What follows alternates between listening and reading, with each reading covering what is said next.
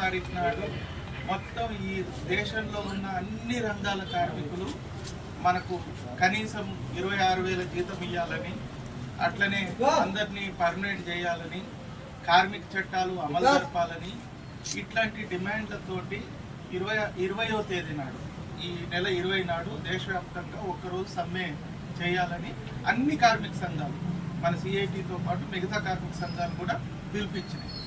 ఆ సమ్మెను మీరందరూ కూడా ఆ రోజు పనిబడి చేయాలి, అందరం ర్యాలీలో పాల్గొనాలి, మీటింగ్ పెట్టాలి. కాబట్టి అందులో మీరు అందరూ పాల్గొనాలని చెప్పటం కోసం వచ్చినాం. ఒకటి. రెండోది, మీ అందరికీ తెలుసు, మన మీ కమిటీ మార్చుకున్న ముందు కేంద్రంలో ఉన్న బీజేపీ ప్రభుత్వం 29 చట్టాలను కుదిస్తూ 4 లేబర్ కోడ్లను తీసుకొచ్చింది.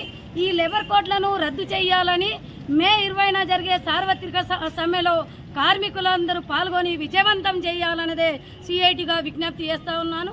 అదేవిధంగా మున్సిపల్ కార్మికులకు కనీస వేతనాలు 26,000 ఇవ్వాలని, ఉద్యోగ భద్రత కల్పించాలని, ఈఎస్ఐపిఎఫ్ సౌకర్యం కల్పించాలని, అదేవిధంగా పని భారాన్ని తగ్గించాలని, వారసత్వాన్ని కొనసాగించాలని, మట్టి ఖర్చులని ఇవ్వాలని ఈ డిమాండ్లతోటి జరుగుతున్న సమ్మెలో మున్సిపల్ కార్మికులందరూ పెద్ద ఎత్తున పాల్గొని జయప్రదం చేయాలని, కేంద్రంలో ఉన్న బీజేపీ ప్రభుత్వం ఏదైతే పోరాటం చేసి సాధించుకున్న 29 చట్టాలను 4 కోట్లుగా తీసుకొని వచ్చి దాన్ని అమలు చేయడానికి తీవ్ర ప్రయత్నాలు చేస్తూ ఉంది.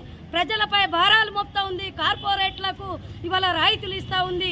ఇవాళ ఏదైతే ప్రభుత్వ సంస్థలను మొత్తం తీసుకొని పోయి ప్రైవేటీకరణ చేస్తూ ఉంది. జాతీయ సంపదను తీసుకొని పోయి ఏదైతే ఇవాళ అంబానీ ఆదాని కాళ్ళ దగ్గర పెడతా ఉంది, అది సరైంది కాదు. ప్రైవేటీకరణను ఆపాలని, అదేవిధంగా ఇవాళ ఏదైతే జాతీయ సంపదను ఇవాళ ప్రజలకు అనుకూలంగా చేయాలనేదే బీజేపీ ప్రభుత్వం విధానాలను తిప్పికొట్టాలనేదే సిఐటిగా డిమాండ్ చేస్తూ ఉన్నాం. ప్రజా సమస్యలను పరిష్కారం చేయాలి అనేదే ఇవాళ పెట్రోల్, డీజిలు, అదేవిధంగా గ్యాస్ ధరలు విపరీతంగా పెంచింది.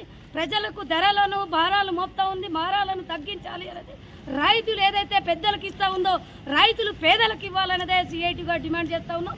ఈ సార్వత్రిక సమ్మెలో కార్మికులందరూ పాల్గొని మున్సిపల్ కార్మికులు జయప్రదం చేయాలన్నదే విజ్ఞప్తి చేస్తున్నాం.